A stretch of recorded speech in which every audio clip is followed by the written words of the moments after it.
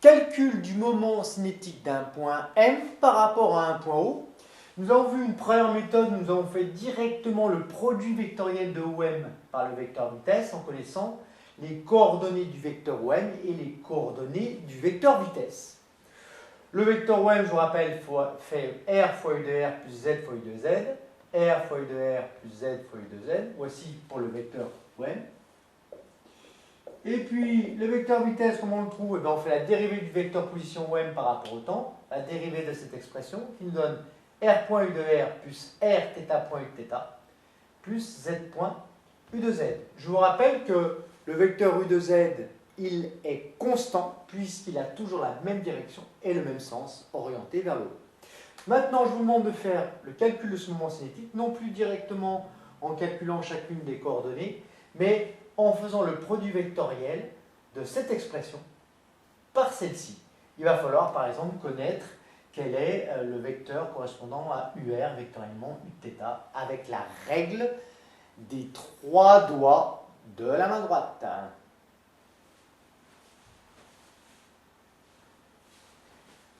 Bien, on y va, c'est parti. Alors, moment cinétique de M égale M fois R U de R plus Z U de Z. Vectoriellement quoi? Eh bien, vectoriellement, le vecteur vitesse, R point U de R, plus R θ point U de θ, plus Z point U de Z.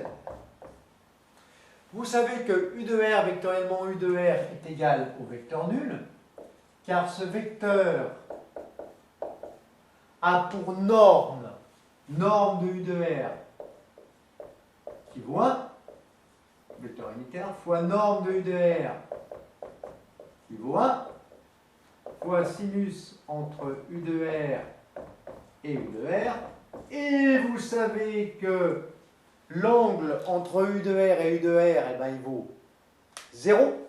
Et sinus des 0, ça vaut 0.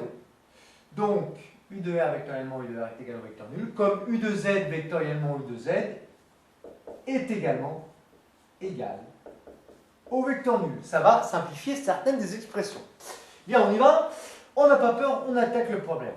Hein, à bras le corps, le couteau entre les dents. Alors, R vectoriellement U de R, ça, on a vu que c'était égal au vecteur nul, ce terme-là. Hein. Plus quoi? Eh bien, R fois U de R, vectoriellement quoi? R θ point U de θ. Plus R U de R, vectoriellement quoi? Z point U de Z. Plus Z U de Z, vectoriellement, eh bien quoi? R point U de R. Je sais, c'est pas drôle, mais il faut savoir le faire. Plus Z U de Z, vectoriellement quoi? Eh bien, R θ point U de θ. R θ point U de θ. Plus Z U de Z vectoriellement Z point U de Z, ça fait le vecteur nul, on l'a vu précédemment. Alors, ensuite, la main droite, U de R, vectoriellement U de θ, ça nous fait quoi? U de Z, trièdre direct. Donc on a M facteur de R carré θ point U de R vectoriellement U de θ, U de Z.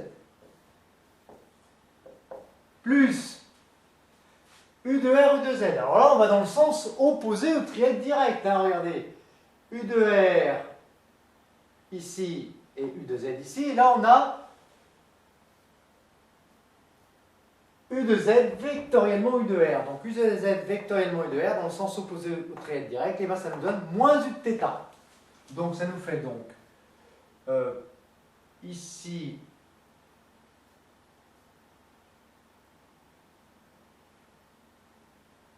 moins RZ point U de θ. Ensuite, là, U de Z, U de R dans le sens du trièdre direct. Donc, ça nous fait plus Z R point U de θ. Et le dernier, UZ U de θ, UZ U de θ dans le sens opposé au trait direct. Hein. Donc ça fait moins U de R.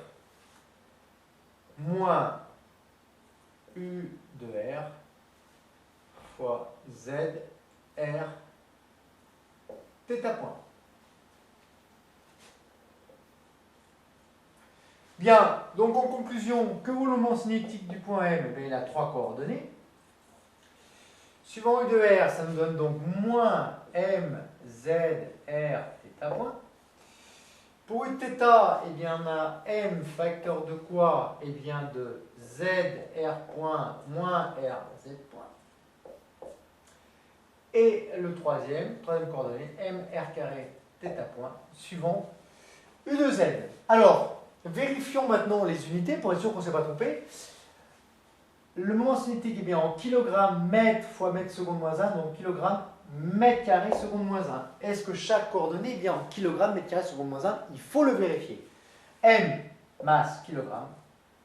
Ça fois ça, mètre fois mètre, ça fait mètre carré. Et θ point, c'est bien en seconde moins 1, puisque θ point, je vous rappelle, c'est la dérivée de θ par rapport au temps.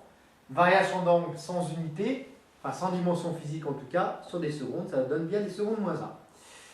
Le deuxième terme, eh bien, j'ai bien des kilogrammes également.